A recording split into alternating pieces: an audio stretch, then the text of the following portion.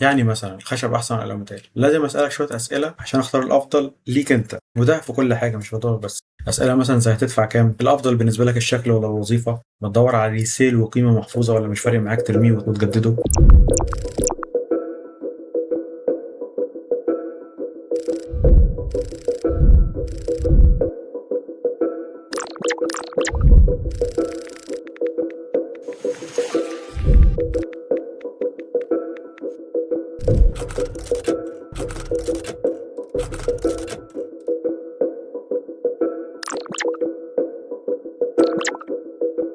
خامات المطبخ انواع كتير، منها الخشب الطبيعي والخشب الصناعي والالومنيوم وغيرهم. مفيش حاجه اسمها الافضل، كل واحد بيلبس اللي على مقاسه. المقارنه بالخامات المختلفه زي المقارنه بين النخله اطول ولا البحر اوسط. خامات التشغيل لا حصر لها، وكل خامه ليها غرض وبتسد فراغ. انا لما بحدد احتياجاتي واولوياتي مع تثبيت بارامترز او اولويات بختار على اساسها، بيكون اريح ليا. يعني مثلا الخشب احسن ولا الالومنيوم؟ لازم اسالك شويه اسئله عشان اختار الافضل ليك انت، وده في كل حاجه مش موضوع بس.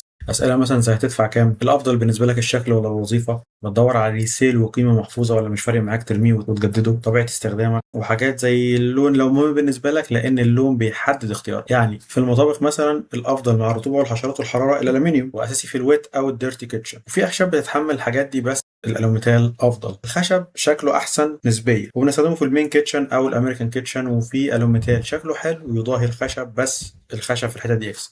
وممكن اعمل ميكس بين الاثنين، بين العلب تكون الوميتال والابواب تكون خشب.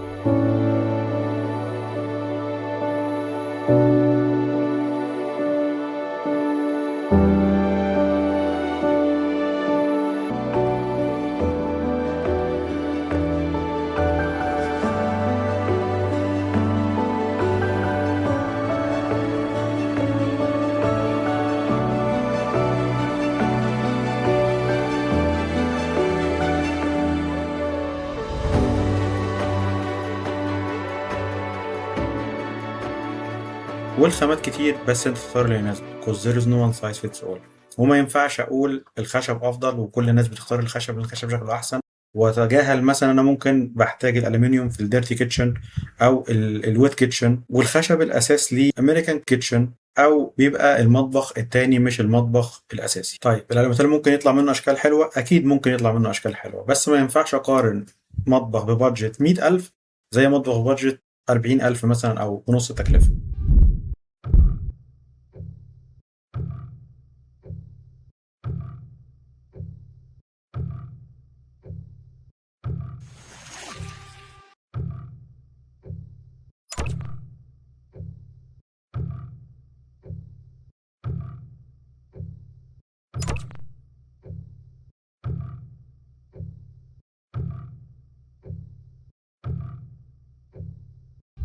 الاختلاف في الأشكال وأنواع وطرق التركيب والاستخدام ده سبب تباين التكلفة.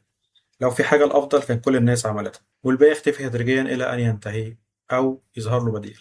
وجود أي بديل دليل على إنه بينافس وفي ميزة تساعده على البقاء. أنت المفروض تفهم وتقارن وتحدد أولوياتك.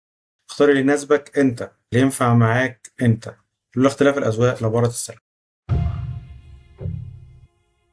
اللي جاي ملوش زي.